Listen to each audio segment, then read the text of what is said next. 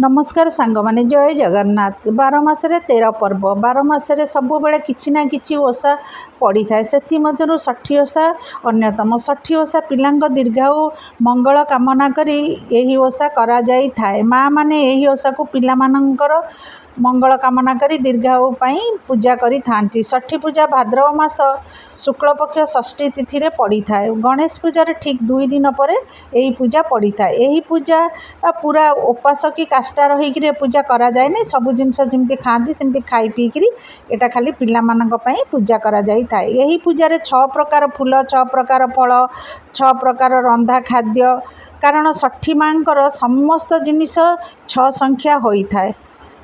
आधे साधारणतः प्रधान जिनिस होउची वज्रमूली, धान गछ, बाउंश गछ, बाउंश गछ, आंब डाल, सारू गछर डाल, अपामारंग गछ, दुब, बरकोली पत्र, फूल आनी रखिबे। यही ओषा समस्त घरे न थाए। समस्त घरे अलग अलग भोग करा जाई थाए।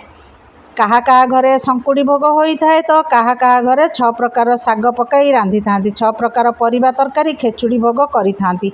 एबे जानिबा षठी पूजार विधि। षठी पूजा चलित वर्ष 2025 मसीहा अगस्ट 29 तारिख रे पड़ुची। से दिन सकाळु उठी स्नान सारी सबुदिने जेपरी ठाकुर पूजा नीतिकांति करुचे सेहीपरी सबुदिने ठाकुर पूजा नीतिकांति, तुलसी चौड़ा, सूर्य पूजा सब कर सारा पर षठी माँकर पूजा आरंभ करेंगे। षठी माँ पूजा साधारणतः ऐशान्य कोण रे होई थाए, किंतु आम शाशुघर अच्छी रोसई घर ऐशान्य कोण रे होई थाए। जो जगार पूजा करेंगे से जगह को सफा करदे। गोटे धुआ पीढ़ाटे ने गोटे नाली बा हलदिया कपड़ाटे बिछाई देबे। तले चिता मुरुज आंकीदेवे। कलश बसाई देवे। कलश रे चंदन सिंदूर फूल देवे। आम घर अच्छी माटीर 6टी कंढे बनाई से चंदन सिंदूर 6 प्रकार फूल फल फूलमाल देई हलदिया कपड़ा कंढे मान पिंधाई थांती।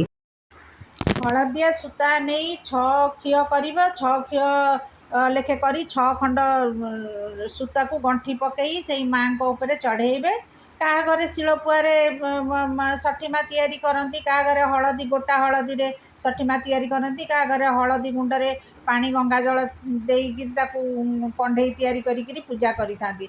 6 गोटा हलदी रे मध्य षठी माँ बनाई पूजा करथांती। जहाँ घरे जो प्रकार षठी माँ बनाई पूजा करती घरे जी बड़ थे पचारिक करेंगे। से ही परी भोग मध्य समस्त घरे समान न थाए। जहाँ घरे आगुरी बड़ माने पूजा करी आसुचनी से ही परी पूजा करेंगे। किंतु आम घरे अच्छी चकुड़ी पिठा खीरी करी भोग लगा जाई थाए। से ही षठी माँ पाखे आंब डाल, वज्रमूली, बाउंश डाल, सारू डाल, धान डाल सबको गोटे हलदिया कपड़ा नले हलदिया सूतारे गुड़ाई रखिए। दीप धूप देवे। कलश को प्रथमे दीप धूप दे पूजा करेंगे। तापर षठी माँ पाखे दीप धूप दे पूजा करेंगे। माँ को बंदापना करेंगे। तापर भोग लगाइबे।